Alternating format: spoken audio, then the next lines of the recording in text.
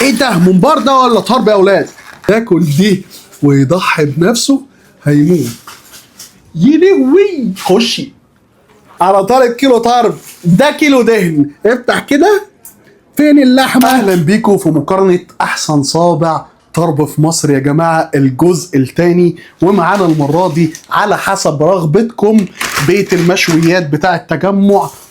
قعدوا يغنوا لي ان بيت المشويات دوت عالمي. انا اتمنى من الله ان يطلع كلامكم صح. وتاني واحد وبرضك يعني على انتوا قلتوا لي بلاش بقى قصر كبابجي، ريح قصر كبابجي شويه، ريحنا لكم قصر كبابجي شويه وجبنا لكم تاني واحد درويش الكبابجي اللي له اسم وتاريخ برضك ويحترم.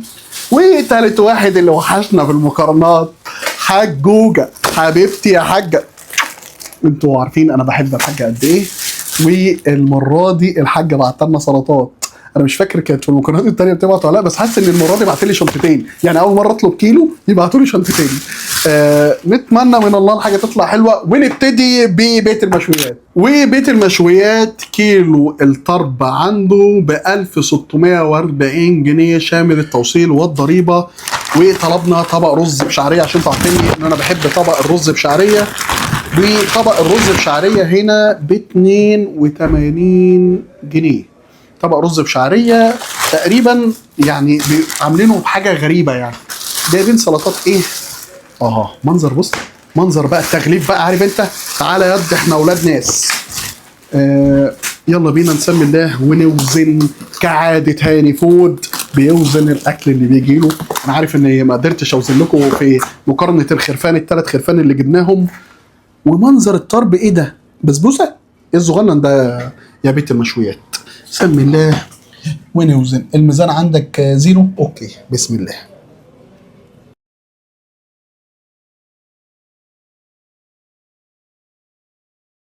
وكيلو الطرب عند بيت المشويات اللي انتوا قعدتوا تحلفوني لاجيبه 680 جرام ب 1640 جنيه. يعني دول حوالي اقل فوق النص كيلو وب 1640 جنيه. عارفين الاسد بنظلمه لما كده اهو، وبتقول ان انت بتعمله دعايه بقى منط الله.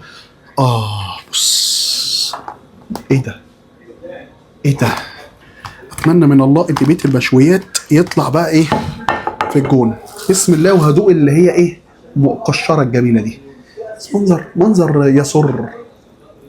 حاطين روزماري مع الطرب. منظر الطربايه باينه قدامك، حاسس ان فيها دهن شويتين ومخرزه سنه. بص المنظر. بسم الله. وتعالوا ندوق الرز يا عم ابو 82 جنيه دوت من عند بيت المشويات.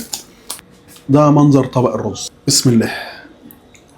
طبق رز عادي واقل من العادي، عادي جدا يعني، اللي هو ايه، مش يعني الرز اللي هو يخليك تحس انك مبسوط.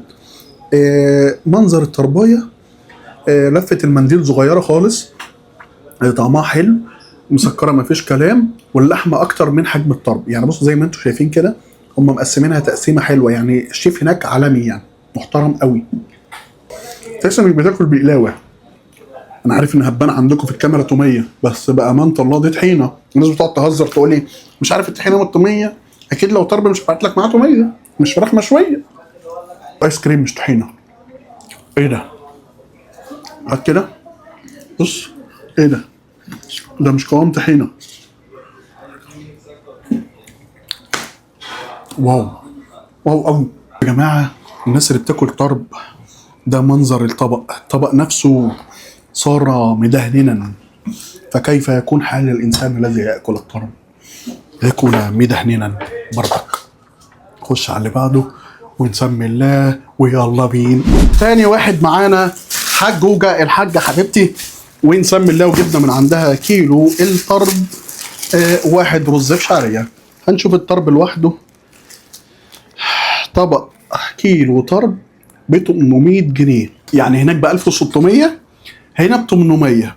فتقريبا بيت المشويات بيسمع البقر تي تي تي تي موسيقى عشان يدهن ب 1600، وحجوجه بتاكلهم برسيم. هنسمي الله ونبدا. وطبق الرز ابو شعريه ابو 50 جنيه عند حجوجه اتغير. فاكرين ايام ما كانوا بيلفوا فويل؟ ده دور المقارنات، بتدي دروس للمطاعم. وادي الطرب. مكتوب على البتاع كيلو طرب. ماشي. هل بقى انتوا باعتينه كيلو ولا فاكرين الكفته؟ فاكرين الكفته. كل المشاهدين هاني فود عارفين حوار الكفته. الناس اللي هتقول لي ليه جبت حجوجه وما جبتش جمال شكلامي اللي احنا عمالين نكتب لك عليه، هات شكلامي ده، انا ما اعرفش بقول اسمه صح ولا لا. اتصلت حطوني على الويتنج 3 دقايق وقفلوا في وش السكه بامانه الله. يعني اصلا البتاع عندهم بايظه، اللي هو انت تتصل تاخد اوردر، هو رقم عادي وتتصل يحطك على كول سنتر. بجد بامانه الله اللي بحكوا لكم ده حصل. جبت مين تاني بردك المحمدي. انتوا فضلتوا تقولوا هات المحمدي، جبناه في مقارنه، كلمناه على الطرب قال لا اصل الطرب خلصان في المحمدي. والكلام ده كان على الساعه 8 تقريبا، احنا دلوقتي الساعه 10. حجوجه بتلعبنا. حجوجه المره دي بتلعبنا. حجوجه ايه ده؟ انت عرفت الواد بتاع 20 بزون وهو راح يجيب من عندك ولا ايه يا حجوجه؟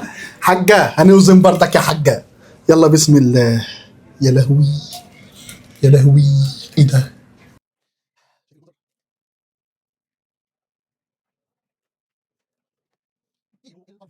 850 جرام، احسن من الكفته بكتير. هنا الدهن يعني هم بيدوك الكفته بوزن والدهن بوزن، فهنا 850 جرام ب 800 جنيه، هناك كان 650 جرام ب 1600 جنيه. لكم ان تتخيلوا ان صابع الطرب في مصر وصل كام، والفيديو ده بعد غلاء البنزين يا جماعه. يلا بينا نسمي الله ونرجع حجوجه مكانها. تعالى يا عم. ولكن انا شايف حاجه غريبه. ممكن تطلع لي السلطات يا بوب؟ ايه ده؟ ايه المنظر ده؟ انا طالب كيلو طرب مش كيلو دهن. حجوجه انا طالب كيلو طرب، ده كيلو دهن. افتح كده. فين اللحمه؟ ايه ده؟ فين اللحمه؟ هاكل ايه؟ اللي هياكل دي هيموت يا جماعه، هيموت يا جماعه. اللي ياكل دي ويضحي بنفسه هيموت. يلوي خشي.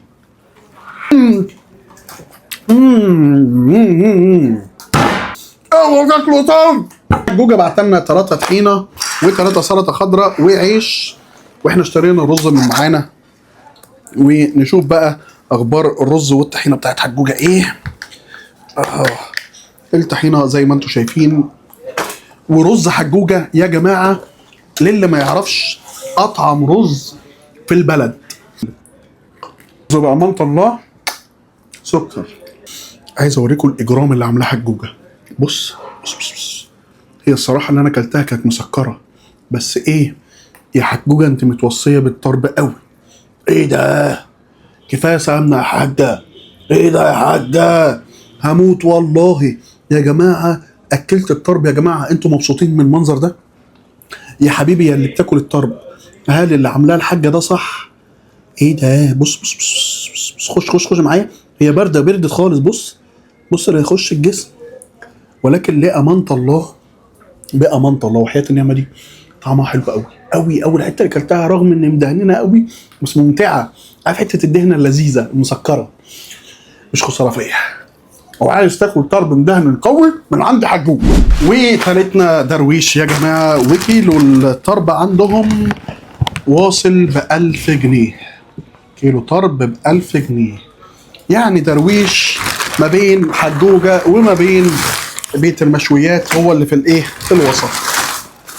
وطبعا طبق الرز بتاعنا ابو 30 جنيه، ارخص طبق رز في مصر، وشويه السلطات. بعد اذنك يا بوب افتح وانا هفتح ده.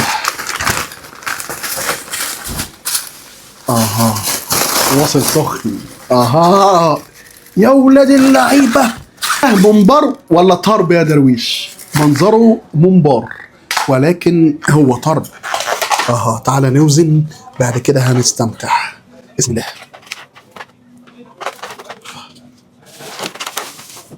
ودرويش يكسب في الوزن يا جماعه 929. لو كان حطيت صبع كمان يا عم درويش كان حطيت لي كيلو حلال، انا هبقى راضي.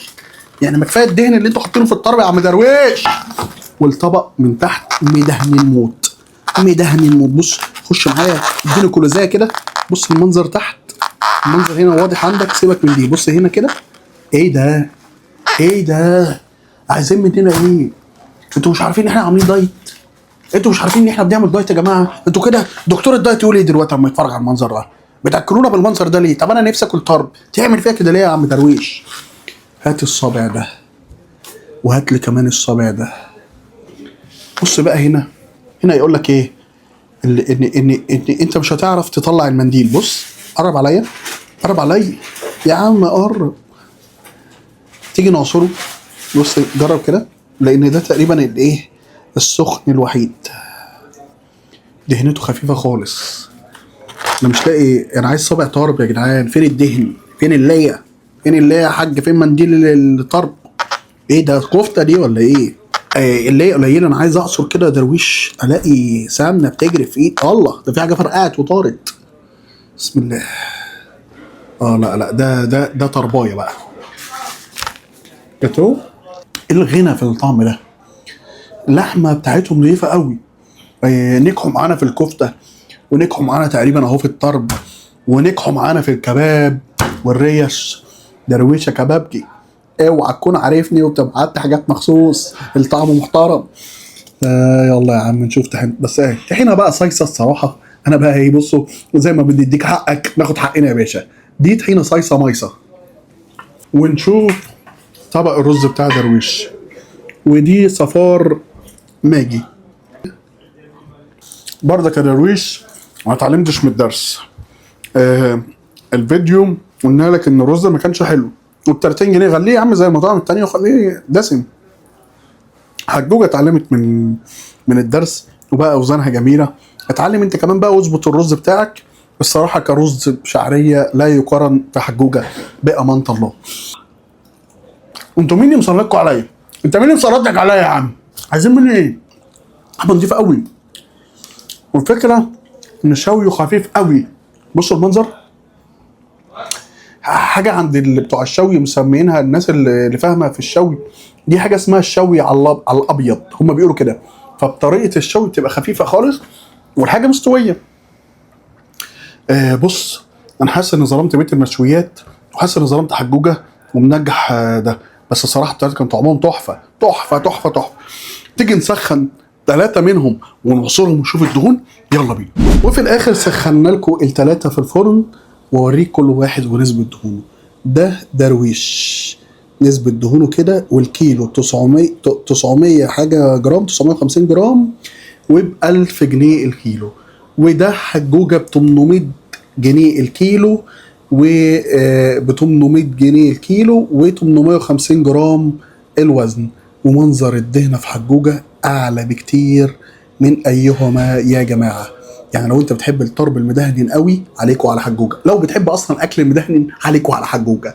وانا ما بعملش اعلان لحد، لان انا لو بعمل اعلان خليك منطقي كده معايا وبالعقل. هذكر جمال شكلامي ان انا حاولت اجيبه وما عرفتش اجيبه، هذكر المحمدي ان انا حاولت اجيبه وما عرفتش اجيبه. لو بعمل اعلان لحد هيقول لي ما تذكرش مطاعم تانية. يعني خليكم بس عقلانيين. وعايز اقول لكم يا جماعه انا اسمي هاني فود مش فوده، لان جنني بتاع كبده الجمل بتاع كرداسه قال لك هاني فوده. شفت هاني فوده جايب كيلو الكفته بكام يا عم الحاج؟ الناس بقت تقابلني في الشارع تقول لي يا فوده. فوده مين؟ اسمي هاني فود. تالت واحد واغلاهم بيت المشويات، ونسبه الدهون فيه معقوله. يعني ايه؟ لا زياده قوي ولا قليله خالص. بس ايه، عايز اقول لكم ان السعر هنا يا جماعه ب 1600 جنيه. 1600 جنيه، 800 جنيه، 1000 جنيه. اختار انت اللي يعجبك. انا في الاخر بنقل لك تجربتي عشان تستفاد وتعرف اللي بيحصل في المطاعم. واحب اعرفك بنفسي. اللي بتقول لي روح شوف لك شغلانه، دي تقريبا 3 مره ولا رابع مره هقولها في فيديو، ولكن الموضوع غيظني قوي. اللي بيقول لي روح شوف لك شغلانه. كان معكم هاني فود، صاحب اكبر مطعم من المطاعم السي فود في مصر. سلام.